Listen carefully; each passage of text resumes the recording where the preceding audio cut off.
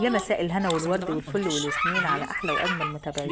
مساء الخير، صباح الخير في اي وقت تشوفوا الفيديو فيه. النهارده جايه لكم احلى واجمل صينيه سمك بالبطاطس. صينيه السمك بالبطاطس النهارده طعمها تحفه، من غير فرن، من غير مجهود، من غير اي حاجه خالص، على عين البوتاجاز. ايوه زي ما سمعت، لو عندك فرنك بايظه يبقى هنشتغل على عين البوتاجاز النهارده. هاتي قرن فلفل احمر، قرن فلفل اخضر، حبه ثوم، الليمون طبعا دول اساسي، مع حبه بابريكا، حبه فلفل اسود، حبه كزبره، حبه ملح، حبه كركم. طبعا ده عشان البطاطس بتاعتنا. السمك بتاعنا اي نوع سمك بتحبيه وتفضليه اشتغلي بيه. انا هنا جبت السمك بتاعنا اللي انتوا شايفينه قدامكم ده، هو اللي بتاع النهارده، وكيلو بطاطس. البطاطس بتاعت النهارده هتبقى طعمها تحفه وجميله جدا، لان السمك بتاعنا النهارده بينزل فيه بيبقى نسبه دهون بتنزل منه، بيخليه جميل جدا. حطي كل حاجتك كده في الكبه واضربيها، ما عندكيش كبه بيد الهون وايه وكسريها. هنشتغل بقى نقطع النهارده كده بالسكينه، وهعمل حبيبه قلبي بقى. لو وصلتي لغايه هنا ما تنسيش اختك حبيبتك باحلى اشتراك من ايدك، يسعدني ويشرفني لما تعملي لي احلى اشتراك وتحطي لايك للفيديو وتشيري الفيديو ده كتير كتير كتير. انا عايزه الفيديو بتاع النهارده يوصل لاكبر عدد من الناس. طبعا انت لما بتعملي اشتراك وبتعملي اللايك الحلو من ايديكي وبتشيري الفيديو كمان الناس كلها بتشوفه. اهم حاجه يا جماعه تشيري الفيديو، بالله عليك لو سمعتيني ما تنسيش تعملي لي احلى لايك وتشيري الفيديو. عايزه تعملي لي اشتراك طبعا يسعدني ويشرفني، مش عايزه مفيش مشكله. هنحط هنا التتبيله بتاعتنا اللي احنا عملناها. طبعا انا هنا حطيت التتبيله بس اللي هي عباره عن فلفل اخضر، فلفل احمر، ثوم بس. بهاراتنا لسه ما نزلتش بيها. ننزل بقى بالبهارات، حبه كمون وفلفل اسود وبابريكا وكركم وملح. طبعا هنا بعد ما بنقلب كويس جدا لازم تخلي بالك من نقطه الملح، ما ينفعش تخلي بالك من الملح بقى قبل ما تحطيه يستوي، لازم دلوقتي.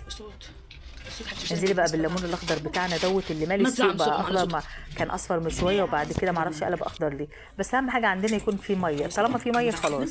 لا هو فيه ميه بسم الله ما شاء الله وحلو. طالما كده يبقى خلاص. هنقلب بقى كل التتبيله الجميله دي، التتبيله الجباره دي يا جماعه هي اساس السمك. السمك روحه في التتبيله الحلوه دي، ما ينفعش ولا تستغنى عن الفلفل الاحمر ولا الفلفل الاخضر ولا الثوم ولا الليمون ولا الكمون ولا الكزبره، دول اساسي. تمام. انا شلت نصهم هنا، هقول لكم نصهم هعمل ايه والنص التاني هعمل بيه ايه. هجيب الكيلو البطاطس بتاعي ده، طبعا انت الكميه اللي بتحبيها حطيها، كيلو 2 كيلو نص كيلو، كل واحد على حسب افراد عيلته. انا هنا حطيت حوالي كيلو ونزلت بالتتبيله. طبعا حطيت الاكتر في الايه في البطاطس بتاعتي. قلبي كده ودلكي كل البطاطس بتاعتنا من تحت ومن فوق. ركز معايا. النهارده الشغل بتاعنا كله على عين البوتاجاز. لو انت ما عندكش فرن، طبعا لو عندنا فرن بيكون احلى واجمل بكتير. اكل الفرن الصراحه من الاخر، بس انا عندي الفرن بايظ، عندي فرن عطلانه، ما عنديش فرن اصلا. مش هحط ايدي على خدي، لا مش عايزه احط عين البوتاجاز وهشتغل واطلع احلى واجمل سمك.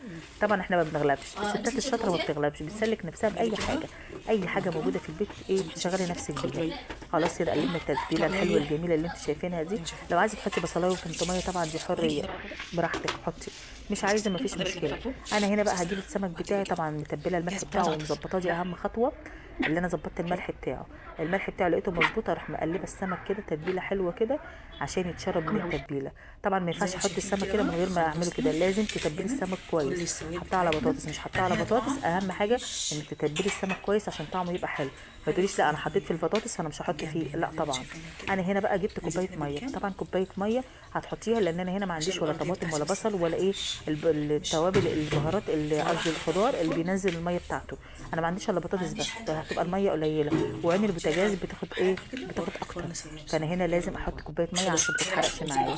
طبعا حطيتها في كوبايه ميه وغطيتها عشان البخار ما يطلعش منها وتتبخر معايا وما تستويش. دي اهم خطوه، لازم تهدي النار وتخليها كده هاديه وكوبايه الميه وكمان تغطيها. لو عجبك الفيديو يلا باي باي.